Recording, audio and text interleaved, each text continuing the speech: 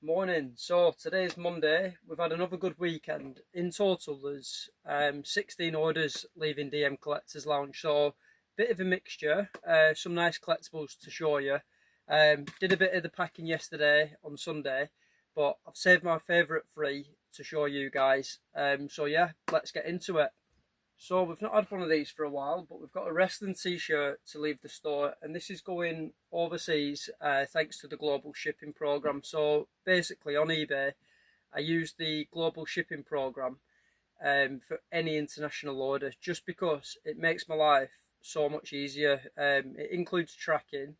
There's no customs fees for the buyer, so when it gets to say like the local delivery office, they don't have to pay any extra fees, and yeah, it's fully insured, which for me as a seller is great because if there's any problems, eBay are accountable, and then also for the buyer, if there's any problems, eBay are accountable. So it just makes life a lot easier. But what's left the store is this. Let's have a look at the year on it. So it's a vintage year 2000 Undertaker t-shirt, and it's in really nice condition. You can see there, captures the icon on the front and centre. But when I'm buying shirts for the store, before I list them, I'll always check to see if the print's in good order. So again, on face value, it looks great, but then close up, it's still in like really good condition. There's no signs of cracking, no signs of peeling. You can clearly tell it's who it is and what it is. So that's like a tick box for me. Next, I'll check the colour. Even though this is black, although it's always good to make sure that the colours still look fresh, because over time, if a shirt gets washed a lot, that black will start to lose its colour, start fading, and doesn't mean it's not collectible, but it does influence that price. And then after that, it's the inside label. So I'll always check to see, are the inside labels present, are they easy to read? Because again, the more it gets washed, you might start to see these fade. You'll see maybe the label start to like pluck and wear, and even with like plucks and wear close up on the shirts, I'll always check that too, because you don't want to receive a shirt and it's full of bobbles. A little bobble here and there, you can expect that with a shirt from the 2000s, but as a whole, you want to be as clear as possible. But yeah, really nice t-shirt. So we'll get this one packed up and onto that new collector. And it's also good starting with a shirt just because it's so easy to pack. So yeah, it just gets me started early in the morning. I've not had any wrestling t-shirts in the store in a while, but it does come down to like what I'm searching for and what I'm trying to find, because at the minute, like, I've got other things that I'm searching for that I'm not searching wrestling t-shirts the same, and not trying to source wrestling t-shirts the same. So yeah, I'll end up saying that, and then in a week's time I'll end up having 50 new t-shirts coming in. Righty, so that's number one out of the way. We move away from wrestling now, and what am I going to show you for number two? So for number two, we'll show you this just because they don't often sell. Again, so we've got an official mitre football from the 1990s. Now, if you've got, say, any footballs yourself, it's as weird as it is, if they're not signed, they'll actually fetch a lot more money, and they're very collectible. The only thing I would say with footballs is you do have to be really careful if you're selling them or even if you're buying them, just because there's no way of testing what this bladder, what condition the bladder is in. It's from the 1990s, so like at the time of me pumping it up, it's fine, but then there's nothing to say that in a month's time you try and pump it up for a second time and the bladder could disintegrate. So I do always, going forward, I always list footballs that, to be fair, like any football, any football I buy now, I'll always list it as for parts or for spares and repairs, just because that, like I said, there's no way of testing it, and I don't want to obviously have the customer receive it and they're not happy, and likewise from a business perspective, I don't want them to to be having to refund because the ball isn't pumping up. So by listing it as for parts or spares and repairs, it just sets the customer's expectations. And like a football like this from the 90s, it's very unlikely you're going to be using this for its intended purpose, like playing football with it. It's for display purposes. And so as you can see here, still makes for a really nice display. You can tell what the ball is, and if you did your research, you'd be able to find out who the signatures are. But I'm a little bit 50-50 if I'll keep buying in footballs, unless it's like a very rare football. I'd probably move away from bringing them in the store, just because they take up a bit of room, and quite often, well, not often, but sometimes I'll get customers message and say the ball isn't pumping up, even though it's listed as for spares and repairs. So it's one of them with that. But yeah, interestingly, I actually had a person message me yesterday on eBay asking for some advice on a football. They've got a 2007 limited edition match ball from the FA Cup final, like really nice football, and they just asked my opinion, like what do I think it's worth. And it goes two ways. Like, as a seller, you could either ignore the message because it's of no benefit, but I replied because it's something I'm interested in. And I said to them, like, for me, I'd probably shoot for the stars with that and aim for like £200 to £300. And yeah, I said it's like a really nice ball. And if they've got like a lot of collectibles they want to sell, fire me a message. If they don't want to like go through the hassle of like listing everything individually, I'd be more than happy to like buy a bundle from them. So you never know. It's good from a business perspective. It could be end up being a really good contact. And second, it's actually quite a nice feeling that somebody's like seen my eBay page and then message me for like my opinion, and that's, I guess, how you start building a reputation. But yeah, get this one packed up and sent on to them now.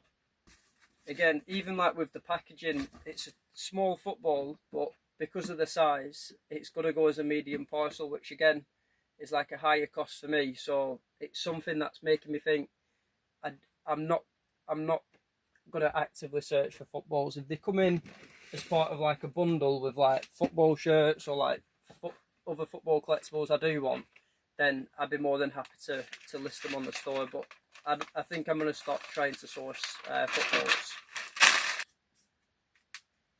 Rightio, so that is number 2 done. Let me show you number 3, and we're staying with football. So recently I listed a bunch of vintage football pennants on one listing, and it's proved like really popular. It's one of my most watched listings at the minute, and like sales are coming in probably like definitely like once a week. But today, well, this weekend we've had a really nice vintage pennant go, and it's of Ipswich Football Town. And you can see there, like really nice. Got like, yeah, it's got like an old club sponsor, and then it's got like the vintage football crest. In a way, I'm more interested in getting these than I am football shirts from like, say, like the modern era, just because modern shirts nowadays, in my opinion, I don't think they're made basically to make as much money as they possibly can, and that's the reason why a football shirt you buy in the store nowadays is made to a very similar quality to football shirts that you can buy that are like manufactured like fake. They're not originals, because the materials are pretty much the same. They're made in like pretty much the same location, and yeah, I just don't really feel they're made with fans or collectors in mind. So in my opinion, these like make for much better display pieces to collectors.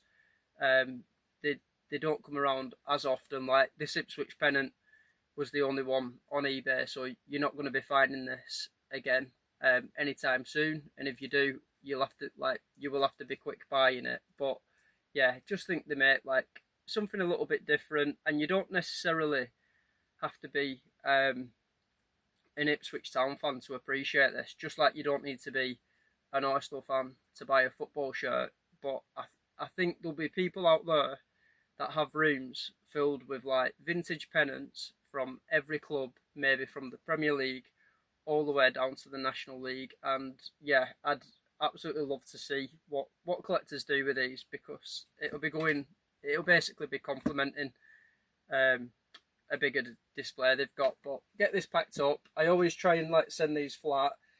I could send it as a letter folded, but with it being in such good condition, I'd prefer to take the hit, send this as a small parcel, and it gets there in one piece, and the collector will appreciate that.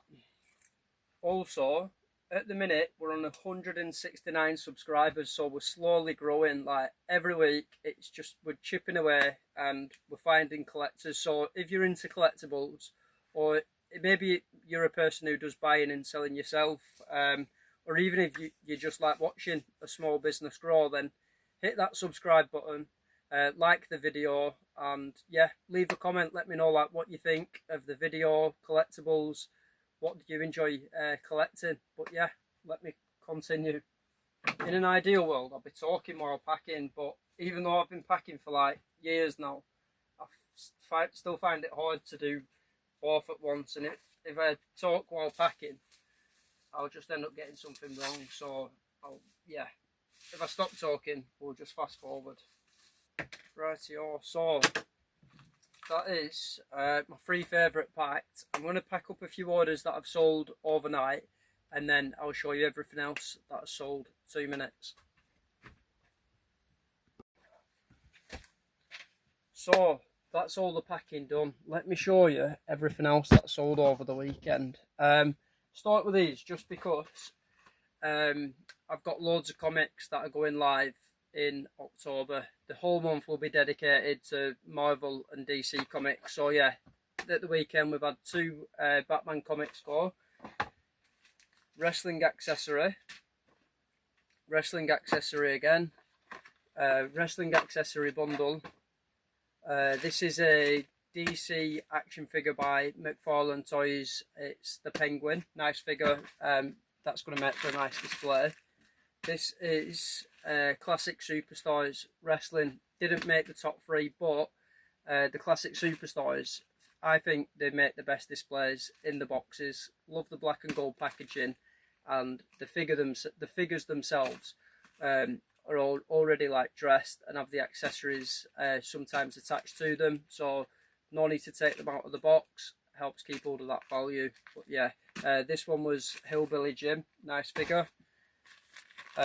Wrestling accessory again, and I'm just going to show this fitting through the Royal Mail box, just because sometimes I'm starting to see there's been instances where, not me personally, but I've seen it on like Instagram with other sellers, where customers are being charged even though the seller has correctly done the right postage. So again, just show that one. Fits through fine, large letter. Could be an interesting video. This is a music scarf. ZZ Top Eliminator. Not a band I've heard of. Wrestling accessory. And then we finish with this. Another really nice music collectible. It's Tina Turner World Tour program and ticket from the 90s. Like really nice. Going to make for like such a nice display when people put them in frames.